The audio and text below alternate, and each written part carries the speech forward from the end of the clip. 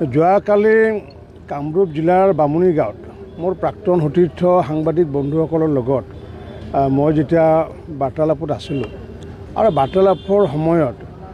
তাত মোৰ মুখৰ পৰা এটা অসাংবিধানিক শব্দ এটা প্ৰকাশ হৈছিলে আৰু সেই অসাংবিধানিক শব্দৰ বিষয়ে মই যেতিয়া পিছত বোধগম্য মোৰ হ'ল আৰু তাৰপিছত যেতিয়া মই দেখিলোঁ সেই অসাংবিধানিক শব্দটো আচলতে মুখৰে ওলাব নালাগিছিলে, কিবা কাৰণত সেইটো ওলাই যোৱাৰ পিছত এইটো বাক্য এই শব্দটো লৈ পেলাই বহুতে দুখ প্ৰকাশ কৰিছে আৰু কিছুমানে হয়তো মোৰ বিপৰীতে হয়তো এজাহাৰো ৰুজু কৰিছে।